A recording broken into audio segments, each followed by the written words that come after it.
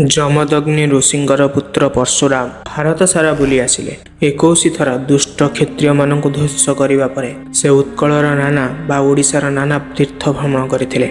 उत्कलर बा ओडिशार जो स्थान वर्तमान झंकड़ नाम विख्यात सेतबेले ताहार नाम केही जानि नथिले। चंद्रभागा नामक गोटे छोट नदी से ही अंचल प्रवाहित होउथिला। वर्तमान ताहा देखा मिले नहीं। नमस्कार, मु विनोद आचार्य। आज डॉक्यूमेंटारी वीडियो रे आमे देखिबा झंकड़ मां शारला तीर्थ किपरि रचना होइथिला एवं से जगार नाम झंकड़ कौन पय रखा जाइछि। संपूर्ण सत्य तथ्य आमे जानिबा को पाइबा। वीडियोटी को शेष पर्यंत देखंतु। सब्सक्राइब न करिथिले सब्सक्राइब कर दियंतु, फॉलो भी करंतु।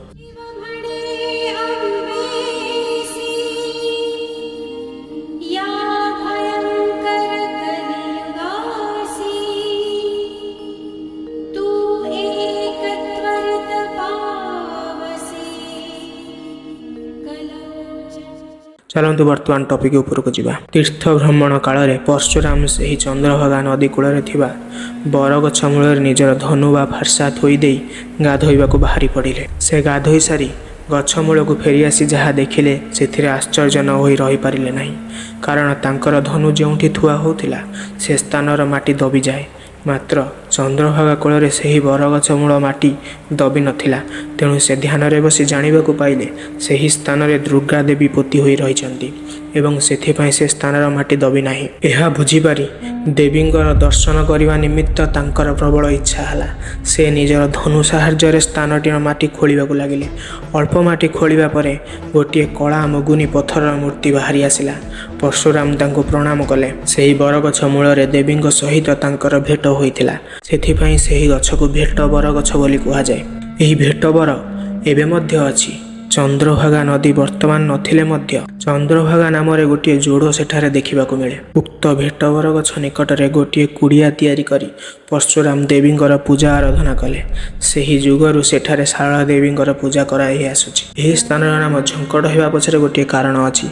एही नामटी आजिकालीर नुहे, से जुगरु रही आसी झंकड़। परशुराम धनुरे घुंगुर बंधा जाई थाए। धनु धरी नाची नाची से युद्ध करती झमझम शब्द हुए, सेथिपाई घुंगुर बांधिथिले। से धनु द्वारा से नदी कूल रे बालीगरड़ा पूर्ण माटी खोलिबा बेले ताहा झमकड़ कड़कड़ शब्द हुए।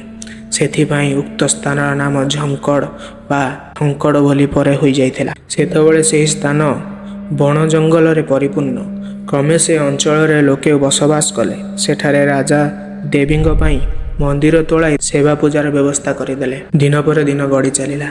ओडिशार शेष स्वाधीन राजा मुकुंद देव युद्धरे मले। बंगलार नवाब सुलेमान का सेनापति कला पहाड़ ओडिशार मंदिर और मूर्ति सब ध्वंस करने आसिले। से शारला देवी मंदिर द्वार निकट में पहुँचिले। देवी यह जापरि गोटे स्त्री रूप धरी गोटे माठियाटे धरी पानी आने को जीवा बाहाना मंदिर बाहरी पड़िले। देवी माठिया को पानी कूल रे थोई देई पानी रे बुड़ी रहिले। सेथिपाई सेठाकार लोक मानक कथारु सुना जाए, भलारे शारला भलारे कला पहाड़ को दुआरे बसाई भला पानी आनी गलारे। कला पहाड़ अपेक्षा करी करी शेष विरक्त होई से मंदिर दधि निउटी भांगी देई मंदिर को लंदा करदेला। से ही भंगा देउल आज सुधा अच्छी, तार नाम लंडा देउल। देवी पानी पाई जासी चंदन पोखरी बुड़ी रहिले।